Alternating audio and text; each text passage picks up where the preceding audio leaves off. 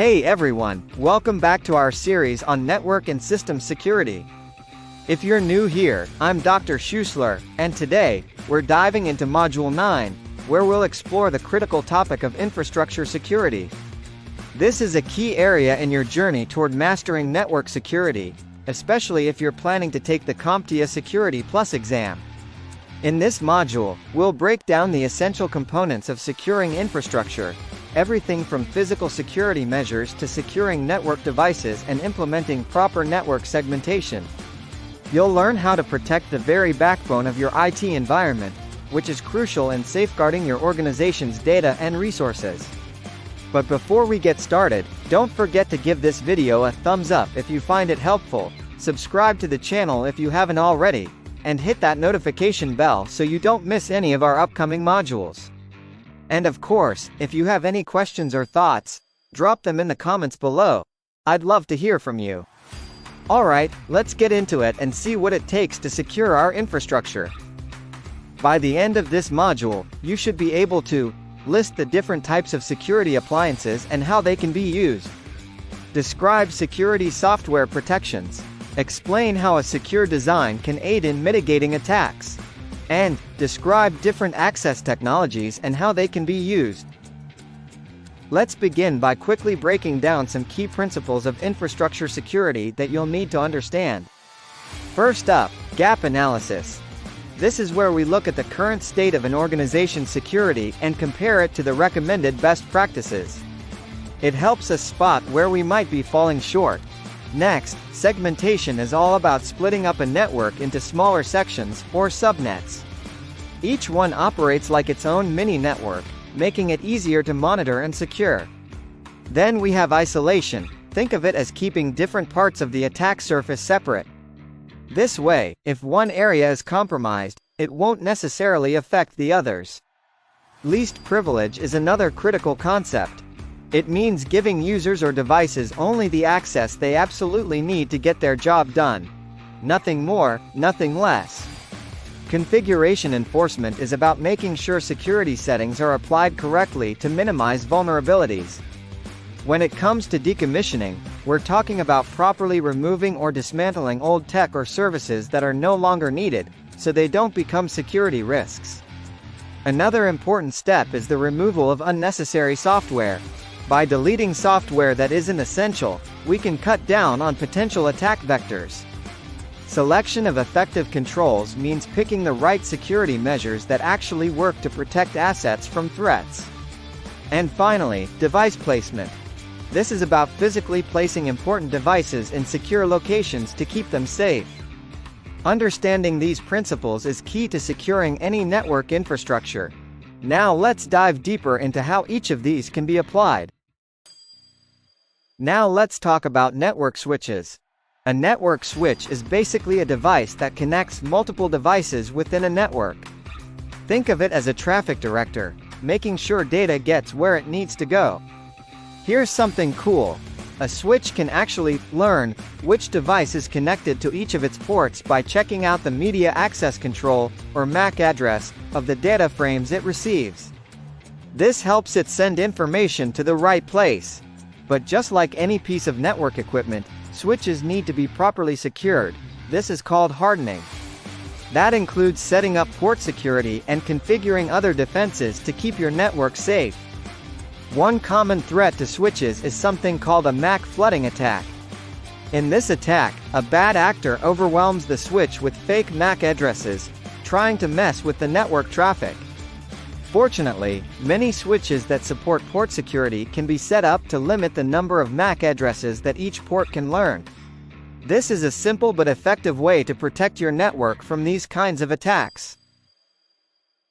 Let's dive into some specific types of attacks that can target network switches and the defenses you can use to protect against them. First up is MAC flooding. In this attack, an attacker floods the switch's address table with fake MAC addresses. When the table overflows, the switch can't handle it and starts acting like a hub, sending all network traffic to every device on the network. Bad news for security. To prevent this, you can use a switch that automatically closes ports if it detects too many MAC addresses.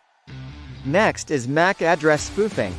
This happens when an attacker changes the MAC address on their device to match that of another device on the network. When two devices have the same MAC address, the switch might get confused and send data to both. The defense here is to configure your switch so that only one MAC address can be assigned to each port. Another attack is ARP poisoning. The attacker sends a forged ARP packet to a device on the network, tricking it into sending data to the attacker's computer by substituting the attacker's MAC address. To counter this, you can use an ARP detection appliance to spot and block these fake packets. Finally, there's port mirroring. An attacker connects their device to an unsecured switch port, allowing them to eavesdrop on network traffic. The best defense against this is physical security. Make sure your switches are locked away in a secure room where unauthorized users can't access them. Understanding these attacks and how to defend against them is crucial in maintaining a secure network environment. Next, let's talk about routers and the role they play in both networking and security. A router is a key network device that can forward data, or frames, across different computer networks. It's like a guide that directs traffic between your local network and other networks, such as the internet. But routers aren't just about moving data, they can also help secure your network. One of the ways they do this is through something called an access control list, or ACL. An ACL is basically a set of rules that the router follows to decide what data is allowed to enter or leave the network.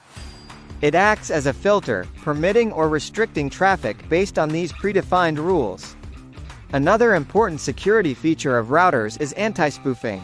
This defense helps protect your network from devices that try to imitate another computer's IP address. By using anti-spoofing techniques, routers can detect and block these fake IP addresses, keeping your network safe from potential threats. So, while routers are essential for connecting networks, they also play a crucial role in keeping your network secure. Now, what about servers and how do we keep them secure?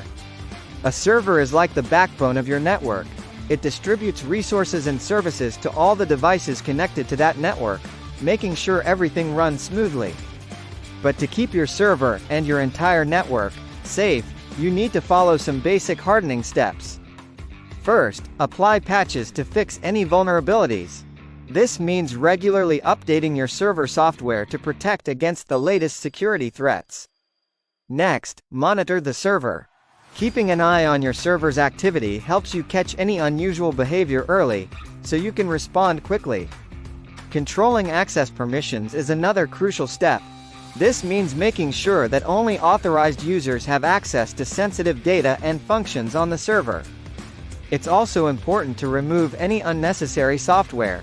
By getting rid of software you don't need, you eliminate potential attack vectors that hackers could exploit. And finally, secure the server location. Physically protecting your server by keeping it in a locked, secure area ensures that unauthorized people can't tamper with it. Following these steps helps ensure that your server stays secure and continues to provide reliable service to your network. Finally, load balancing is important for both performance and security. Load balancing is a technology that helps distribute work evenly across a network, ensuring that no single server or device gets overwhelmed. This can be done either through software running on a computer or with a dedicated hardware device known as a load balancer. But load balancers aren't just about managing traffic, they also offer some valuable security benefits. For starters, they can detect and stop attacks aimed at your servers or applications. By analyzing incoming traffic, they can spot suspicious activity and prevent attacks before they reach their target. Load balancers also play a role in preventing protocol attacks. These are attacks that exploit network protocols to disrupt service or gain unauthorized access. A load balancer can help detect and mitigate these threats. Additionally, some advanced load balancers can hide HTTP error pages or remove server identification headers from HTTP responses. This adds an extra layer of security by making it harder for attackers to gather information about your server setup. So, not only does load balancing help with distributing network traffic efficiently, but it also enhances your security posture by protecting against various types of attacks. Moving on to firewalls, these crucial devices help protect your network by controlling traffic flow. A firewall uses bidirectional inspection to examine both incoming and outgoing packets, ensuring that only authorized data can pass through. Rule-based firewalls operate based on specific criteria or rules. These rules determine what traffic is allowed or blocked, providing a structured approach to network security. Policy-based firewalls, on the other hand, offer more flexibility.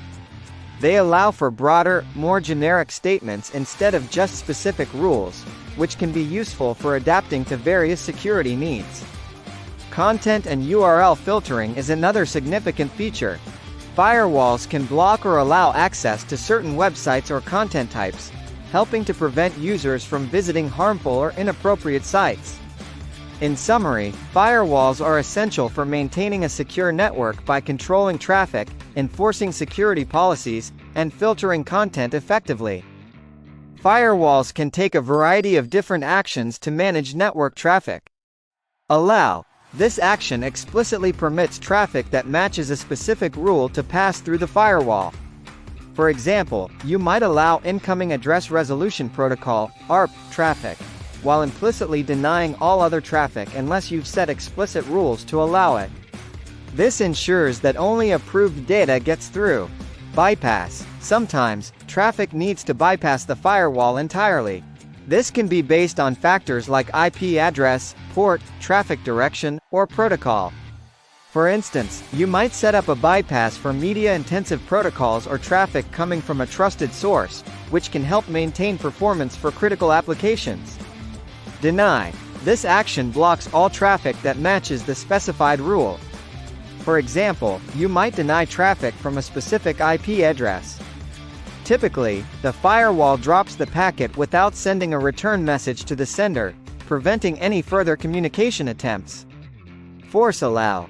When certain essential network services need to communicate, you might use this action to forcibly allow traffic that would normally be blocked by other rules. Even with force allow, the traffic will still be inspected by other security appliances to ensure it meets security standards. Log only. This action logs the traffic but takes no additional action. If a packet isn't stopped by a deny rule or an allow rule, it can be set to log only. This means the firewall will record the traffic in the log files without blocking or permitting it.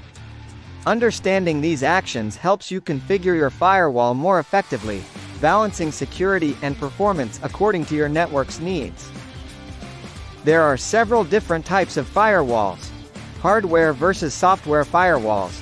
Hardware firewalls are physical devices that protect your network with minimal impact on system performance, while software firewalls are programs installed on individual computers. Host versus appliance versus virtual firewalls. Host firewalls protect individual devices, appliance firewalls are dedicated hardware for network security, and virtual firewalls operate in virtual environments. Open source versus proprietary firewalls. Open source firewalls are customizable and free, while proprietary firewalls are developed by vendors and offer specialized features but come with a cost. Stateful versus stateless firewalls. Stateful firewalls track active connections for better security, while stateless firewalls check packets independently and are generally faster. Dedicated firewall versus network ACL. A dedicated firewall is a standalone security device, whereas a network ACL applies rules directly to network devices like routers. These categories help in selecting the best firewall for your network's needs. Several specialized firewall appliances you should know about include Web Application Firewall, WAF. This type protects web applications by filtering and monitoring HTTP traffic. It guards against threats like SQL injection and cross-site scripting. Next Generation Firewall, NGFW. NGFWs offer advanced features beyond traditional firewalls, such as application awareness and integrated intrusion prevention, providing deeper security. Unified Threat Management, UTM. UTMs combine multiple security features, like firewall protection, antivirus, and intrusion detection, into a single appliance for comprehensive threat management. Layer 7 Firewall. Operating at the application layer, this firewall provides detailed traffic filtering based on specific applications, allowing for more granular control. Network Address Translation, NAT, Gateway. NAT gateways mask internal IP addresses from external networks, enhancing privacy and security by translating internal IP addresses to a single external address. These specialized firewalls offer various ways to enhance network security depending on your needs. Another tool at your disposal are proxy servers. Proxy servers act as intermediaries between your device and the internet. They handle requests on behalf of your primary device, providing both security and functionality. Forward proxies intercept user requests from your internal network and handle them for you. For example, when you request a website, the forward proxy processes this request, fetches the website, and then sends it back to you. This setup can enhance security and manage network traffic. Reverse proxies, on the other hand, are used to route requests from an external network to the appropriate internal server. For instance, when someone accesses a website hosted on your internal servers, the reverse proxy directs their request to the correct server, managing the load and providing an additional layer of security. Both types of proxies play essential roles in managing and securing network traffic. While security through obscurity is frowned on, deception can be a powerful tool in cybersecurity, helping to protect valuable assets by redirecting potential attackers to less critical targets. Deception works by guiding threat actors away from valuable resources and towards something that has little or no real value. This can confuse and divert attackers, making it harder for them to reach your important data. One common method of deception is using a technology lure as bait. This can be a decoy system or service designed to attract attackers. A honeypot is a specific type of lure. It's a computer or system with intentionally limited security, set up to attract and capture malicious activity. Think of it as a trap that looks appealing to attackers but contains no real value. The goals of using a honeypot are twofold. Deflect. By drawing attackers away from your valuable assets, a honeypot helps protect your real systems. Discover. Honeypots allow you to learn about attack methods and tactics, providing valuable insights into how attackers operate. Overall, deception techniques like honeypots can significantly enhance your security strategy by misleading and studying potential threats.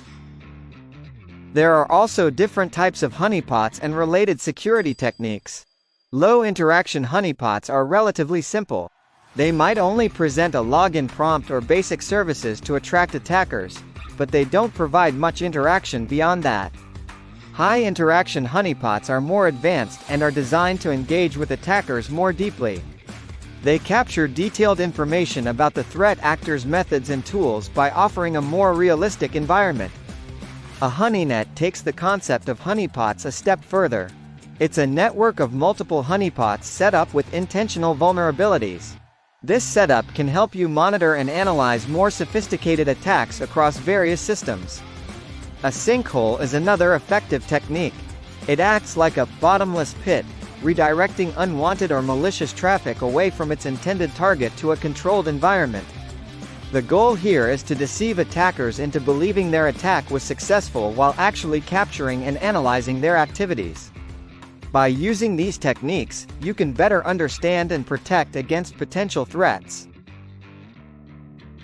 Finally, intrusion detection systems, IDS, and intrusion prevention systems, IPS, are great tools to help further protect your network. Intrusion detection systems, IDS, are designed to detect attacks as they happen. They monitor network traffic and alert you when suspicious activity is identified. Intrusion prevention systems, IPS, go a step further. Not only do they detect potential threats, but they also actively work to block or prevent the attack from succeeding. There are two main types of systems in terms of their network placement.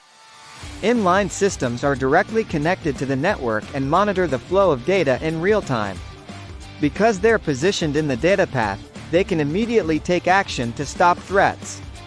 Passive systems are connected to a port on a switch where they receive a copy of the network traffic.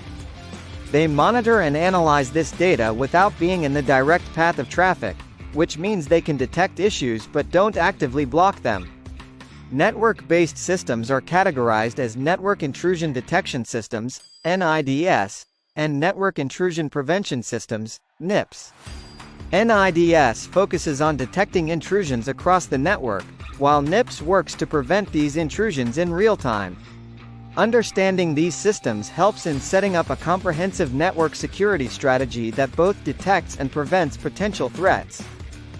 Knowledge check. You are researching information on firewalls. You need a firewall that allows for more generic statements instead of creating specific rules. What type of firewall should you consider purchasing that supports your need? Content URL filtering firewall, policy-based firewall, hardware firewall, or proprietary firewall? Answer: policy-based firewall. A more flexible type of firewall than a rule-based firewall is a policy-based firewall. This type of firewall allows for more generic statements to be used instead of specific rules. You also have several types of software security protections as well. For example, web filtering is a crucial tool for managing internet usage and protecting against online threats. It works by monitoring the websites users are visiting, allowing organizations to block or permit web traffic based on security needs and corporate policies. Different types of web filtering software are categorized by where the filtering engine is located. Browser scanning happens directly within the user's browser. This method filters web content in real time as users browse, providing immediate protection. Agent-based scanning involves installing a filtering agent on each individual device. This approach allows for more detailed control and can enforce policies on a per-device basis. Centralized proxy scanning uses a proxy server to filter web traffic. All web requests are routed through this server, where the filtering occurs before the content reaches the user. Cloud scanning leverages cloud-based services to perform the filtering. This method allows for scalability and flexibility, as filtering is managed off-site and can handle large volumes of traffic. Each type of web filtering has its advantages and is suited to different needs, helping organizations ensure a safe and compliant browsing environment. Web filtering employs several methods to identify and block malicious websites. Here's a quick overview of these methods. Content categorization. This method involves analyzing the content of websites and classifying them into categories like social media, shopping, or gambling. Based on these categories, access to certain types of content can be allowed or blocked according to your organization's policies. Universal Resource Locator (URL) scanning. URL scanning checks the addresses of websites to identify and block known malicious or harmful sites. By comparing URLs against a database of flagged or suspicious sites, this method helps prevent access to dangerous content. Reputation score. This technique assigns a reputation score to websites based on various factors, such as historical data, user feedback, and known security issues. Websites with low or negative reputation scores are blocked, while those with high scores are allowed. Using these methods helps ensure that web filtering effectively protects users from accessing harmful or unwanted sites while enforcing corporate policies. DNS filtering is another layer of protection that helps block harmful or inappropriate content on the internet. Here's how it works. DNS filtering. Unlike web filtering, which blocks specific web pages, DNS filtering prevents access to entire domains. When a user tries to visit a website, DNS filtering can block requests to known malicious or inappropriate domains. DNS resolvers play a key role in this process. They can act as filters by refusing to resolve or translate domain names for certain sites. If a domain is on a list of unapproved sites, the DNS resolver won't provide the IP address needed to access it, effectively blocking access. This method is effective because it prevents users from reaching harmful sites before they even load the web page, providing an additional layer of security against potential threats. File Integrity Monitoring, FIM, is a crucial technology for cybersecurity. It's designed to continuously monitor files and detect any unauthorized changes that might indicate a cyberattack. Essentially, FIM keeps a vigilant watch over your files to ensure their integrity. However, one challenge with FIM is dealing with the high volume of noise. This refers to the sheer amount of unhelpful or irrelevant information generated, which can make it difficult to distinguish between legitimate changes and potential threats. Filtering through this noise is important to ensure that important alerts are not missed and that the system operates effectively. Endpoint Detection and Response, EDR, tools are essential for monitoring the security of individual endpoints, like computers and laptops, by collecting and aggregating data from these devices into a centralized database. This approach helps in detecting, investigating, and responding to potential threats at the endpoint level. On a broader scale, Extended Detection and Response, XDR, takes a more comprehensive approach. XDR not only gathers and correlates data from endpoints but also integrates information from various network appliances, such as servers, email systems, and cloud repositories. By analyzing data across all these sources, XDR provides a more unified and detailed view of security events, helping to identify and address threats more effectively across the entire network. Knowledge check. Which of the following is not a common network device that can be configured to provide a degree of security protection? Router, switch, endpoint, or server? Answer: endpoint. Router, switch, and server are all common network devices that can be configured to provide security. When designing network infrastructure, it's important to balance accessibility with security. The goal is to create areas with general access while implementing tighter restrictions in more sensitive parts of the network. One of the highest levels of security is achieved with an air-gapped network. This is a network physically isolated from all other networks and the Internet, providing maximum protection against external threats. Infrastructure separation can be accomplished through two main methods. Physical segmentation. This involves physically separating network components into different segments or devices. For example, using different hardware or networking equipment to create distinct network zones. Logical segmentation. This method creates subnets through virtual networks or specific network addressing schemes. Logical segmentation uses software to create isolated segments within the same physical network infrastructure, providing flexibility and scalability while maintaining security. By combining physical and logical segmentation, you can effectively manage access and enhance the overall security of your network. A virtual LAN, VLAN, is a powerful tool for logically grouping users together, even if they're connected to different switches physically. This allows for a more flexible and efficient network organization. Here's how VLAN communication works. Same switch communication.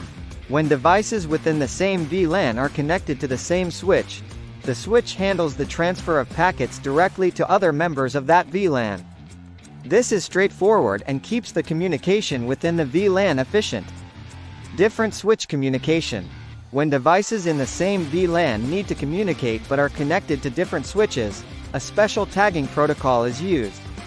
This protocol adds a VLAN tag to the packets, allowing switches to recognize and properly route the traffic between VLAN members, even though they are on different switches. VLANs help streamline network management and improve security by isolating traffic within defined groups, regardless of physical network layout.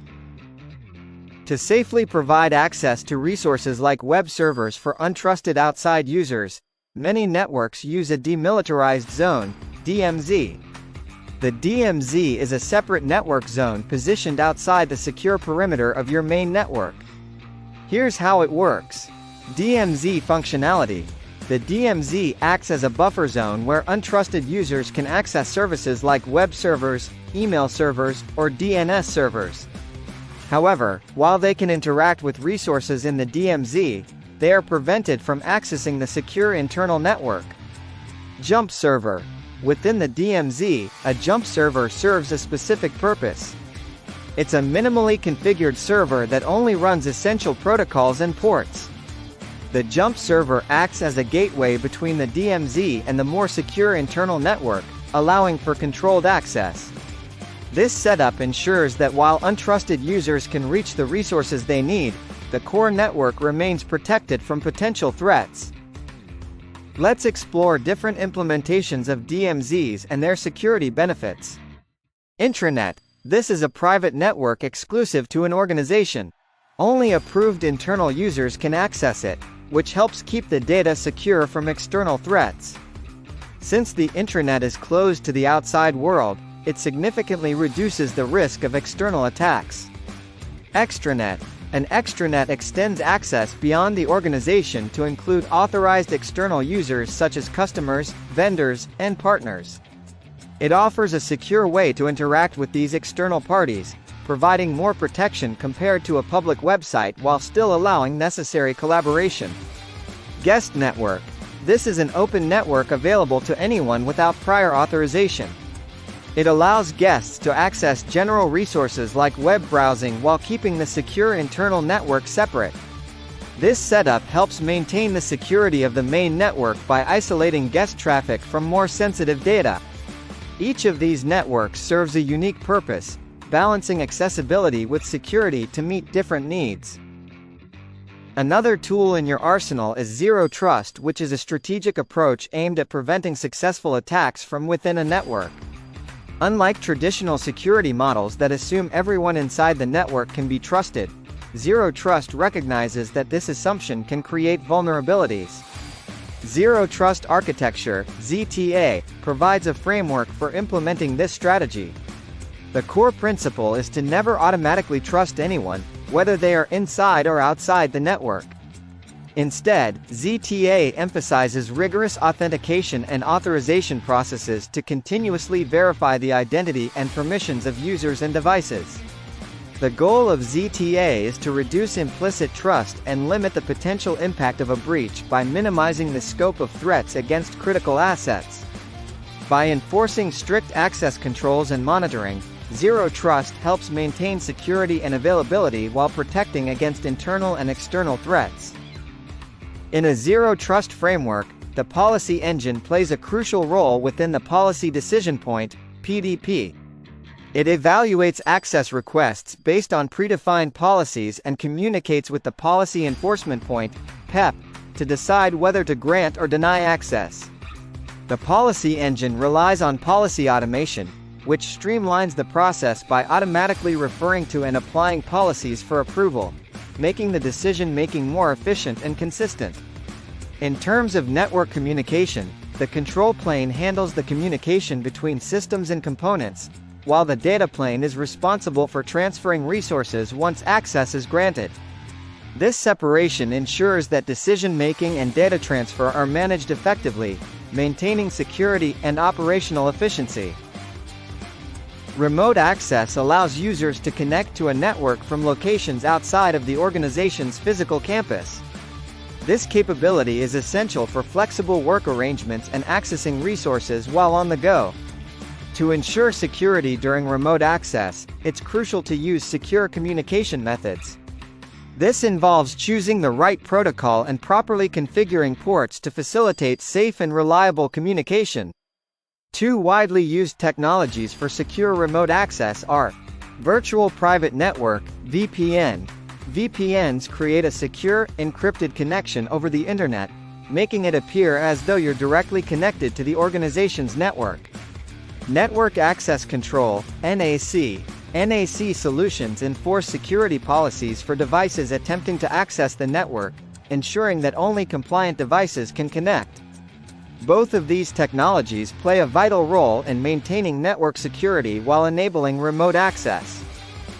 A virtual private network (VPN) is a security technology that allows authorized users to connect to a public network, like the Internet, as if it were a secure, private network. This makes remote access safe and private. There are two main types of VPNs. Remote Access VPN.